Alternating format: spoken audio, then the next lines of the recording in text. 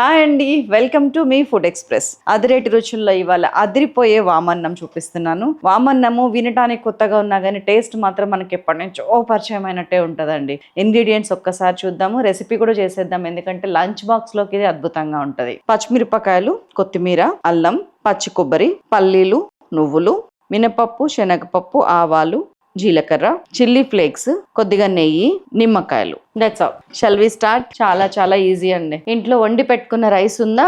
చల్లన్నమైనా పర్వాలేదు, వేడన్నమైనా పర్వాలేదు. ఇదిగోండి రైస్. ఇట్లా రైస్ ఉంటే చాలు, ఈజీగా చేసేయచ్చు. 2 minutesలో చేయొచ్చు.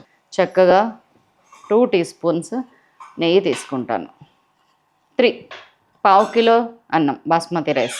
ఫస్ట్ ఏం చేస్తారంటే ఈ లోపు మీరు ఇదిగోండి ఒక 5-6 పచ్చిమిరపకాయలు, ఒక అల్లం ముక్క చిన్నదే, ఇది సన్నగా కోసాను ఇట్లా. ఇది కొద్దిగా కొత్తిమీర, పచ్చి కొబ్బరి ఆల్రెడీ గ్రైండ్ చేసింది, లేకపోతే చిన్న ముక్కలు తీసుకొని ఈ 4 గ్రైండ్ చేసుకొని రావాలి. దీన్నేమో సన్నగా ముక్కలు తరుక్కొని రావాలి. ఆకుని లేదు అన్ని కలిపి ఆ మిషన్లో వేసినా కానీ చాలా బాగా వస్తుంది. కొబ్బరి ఎట్లాగో ఇది అయిపోయింది కాబట్టి.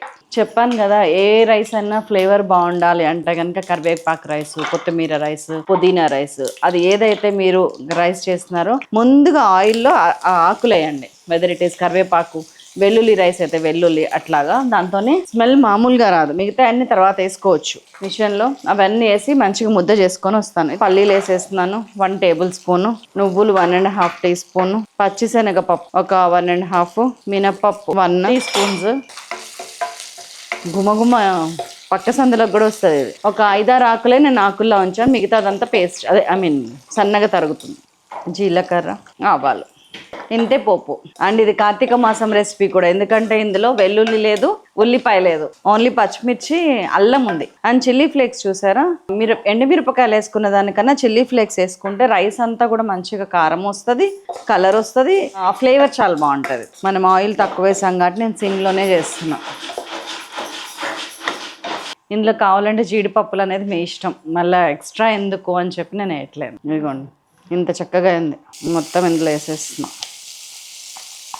అల్లము చూసారు కదా, పచ్చిమిర్చి, వామాకు, ఇది మొత్తం, కొత్తిమీర కొంచెం వేగనివ్వండి, ఒక 2 minutes వేగనివ్వండి. సో మనం రైస్ పావు కిలో రైస్ అన్నాను కదా, దీనికి సరిపోను ఉప్పు వేస్తున్నాను నేను. కావాలంటే తర్వాత కూడా వేసుకోవచ్చు, ముందు ఎక్కువ వేయకండి. 1 teaspoon ఉప్పు వేసాను. అండ్ ఇది ఫ్రై చేస్తున్నా మంచిగా, సో దట్ ఆ పచ్చివాసన రాకుండా ఉంటుంది కదా. 2 minutes అండి, అయిపోయింది. ఉప్పుతో సహా వేసేసాను. కొంచెం రైస్, ఇది మొత్తం సిమ్లోనే అవుతుంది, బికాజ్ మనం తక్కువనే వేసాం.